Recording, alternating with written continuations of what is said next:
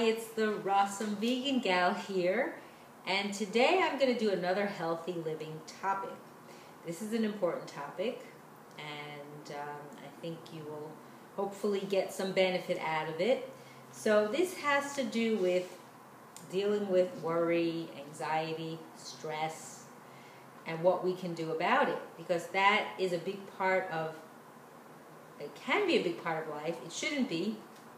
We shouldn't allow things to really bother us, but some minor amounts of stress are usually necessary in our lives, but not to an extreme level, because then you really exacerbate health problems or create health problems that you don't want to have in your life. So, and just a side note, if you know the word stressed, S-T-R-E-S-S-E-D is backwards, is desserts. Now, I heard this, and I want to give credit, even though I don't think he's the one who said it originally, but a teacher of mine, a holistic teacher of mine, Seymour Coblin, had once said that, and I thought that was fabulous. So just, if you want to write down the word stressed on a piece of paper and then look at it backwards, it's desserts. So what happens is when people get stressed or anxious, or they just want to take something in their body that's just going to kind of numb them. And a lot of times it's desserts, and most of the time it's unhealthy desserts. Now, me particularly, I don't really have any quote-unquote unhealthy desserts or decadent things that are not good for you. You know, what would be a dessert for me would be, you know, a pie, like a raw pie made out of fruit and nuts and stuff like that. So maybe the food combining isn't so good, but it's definitely not Twinkies, Entenmann's Donuts, or anything like that. So that's not my indulgence. But what I want to talk about today is what we can do when we're dealing with things like this. What are some of the options to help us through? And you may want to, you know, grab a piece of paper, jot down some of this information, and use it, because it can be helpful for you. So again, minimal amounts are not harmful, but when it becomes excessive and when you're dealing with continual problems, then it definitely is an issue. So I saw this article actually in a magazine. I should just say where I saw it, because I believe in acknowledging where we get our information from. So this was in the Taste for Life magazine from February 2015, which is the month we're in. And so, you know, we all know about different things, you know, getting enough sleep and, you know, taking regular breaks. Like, let's say you're sitting in front of the computer, and sitting in front of the computer can be stressful. And people don't realize is they're kind of like zoning into this machine, and they're not getting nourishment for their body in the sense of fresh air and sunshine. So every so often, an idea would be, is, if you can remember it, is to take a timer. You have one, a kitchen timer. Put it right where your computer is. If you have one, like some people have a hand timer, you know, manual or digital, and program it. Say 30 minutes on the computer, and then it should ring. And then you know when it rings, take a break, go out from where the computer is. If you can go outside, get some fresh air, sunshine for a few minutes, and then come back, and maybe do it every 30 minutes. Because like this, you're giving your body a nice break from having that all this information going through your head, and now you can get some natural relief. So, you know, and so, like, again, things like exercise, meditation, different herbal remedies, and dietary changes. So we're going to talk about some of these things right now. So some of the herbs that can help with anxiety, and just so you know, I'm not a herbalist or medical doctor, so I'm not responsible if you do take these on your own and you don't get any medical okay on it. If you have a medical condition, please consult with your practitioner first. Don't rely on me for the information. You need to do something, you know, so I just don't want to take any responsibility. But just so you know, these are options. And also, if you're pregnant or nursing, you want to be aware of whether these are okay to take. So the first one is ashwagandha. It's an Ayurvedic herb, actually, and it helps refresh the nervous system, increase physical endurance, and help stress. So again, those you can see, and health food stores do carry a lot of these products, but it's really much better to go to a practitioner and to get the right dosage and the right quality of products, unless the practitioner tells you, oh yeah, at the store, at the health food store, this and this company brand I recommend, and you can take that, and here's how much you should take. So we shouldn't always be our own necessarily doctors, in the sense that with herbal remedies, I mean, food is maybe a little different, but kind of herbal kind of remedies, you want to really figure out if they're okay or good for you. And the next one is chamomile.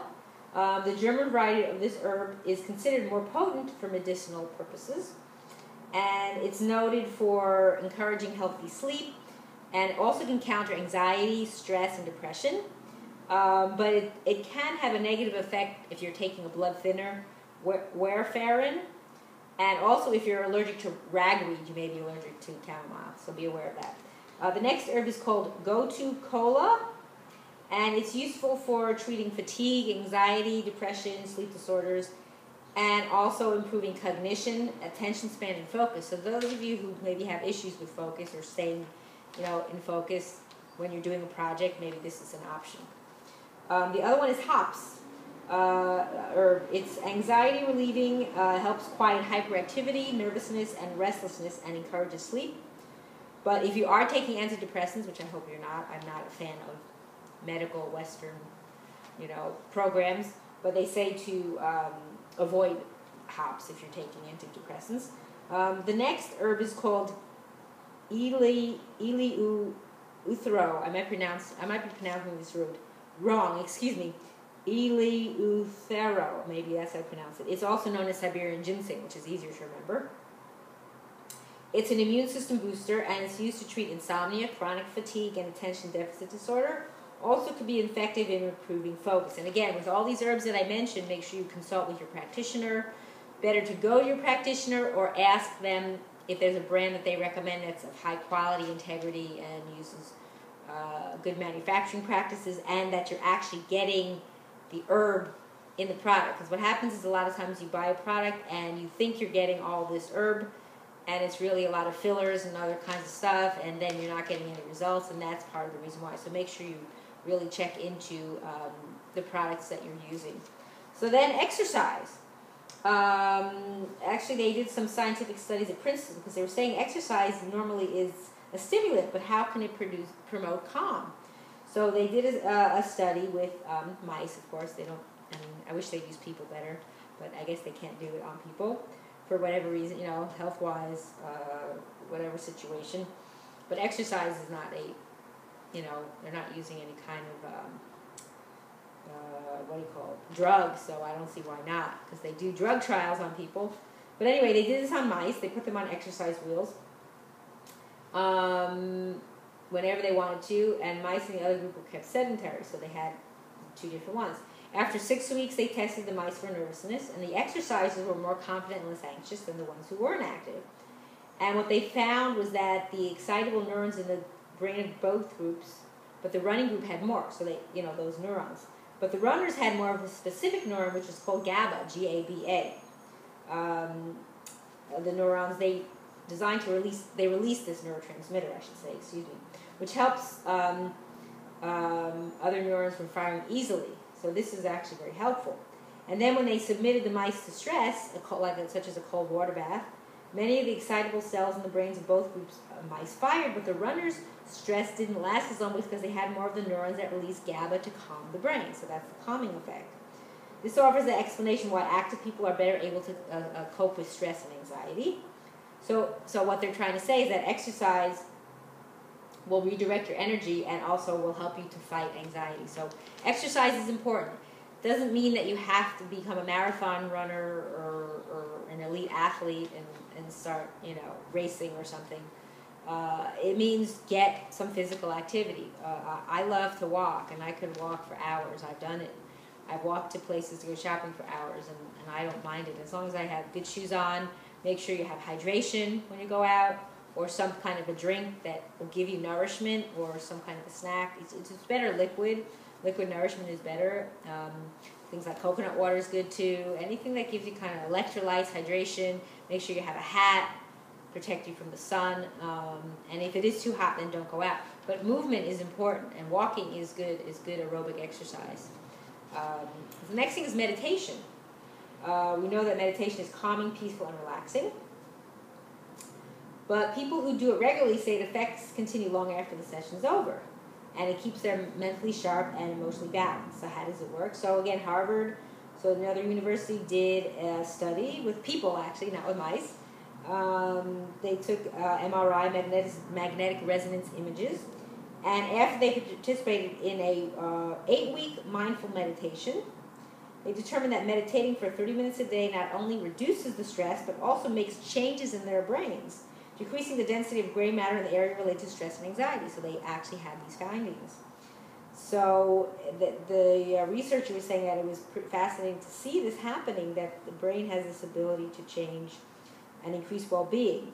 So if you're the type of person that has a lot of anxiety, this might be a very easy way to do it. You know, you could opt for exercise or herbs as well, but this might be easier. You know, good thing to do is when you first get up in the morning, maybe you have to go to the bathroom, but maybe get back, lie down, and do a little meditation. Or I do something that I call a deep breathing meditation. So you go along with your breath and you relax. Do it for 5 minutes and try for 10 minutes. And, you know, breathe in deeply. There's certain different cycles. You can maybe do some searches online for types of different breathing cycles to do, and then you just follow your breath and close your eyes and relax. Maybe you want to light a candle. Some people like to have incense on, something to just kind of calm you down. And before the noise of the day starts, the same thing can be done before you go to sleep, because then it's relaxing you before you go to bed. So that might be really helpful for you. The next thing is the food you eat. So the food you eat can make a big difference in your stress levels and your anxiety. So you want to choose food that is going to help balance that out and keep your stress at bay.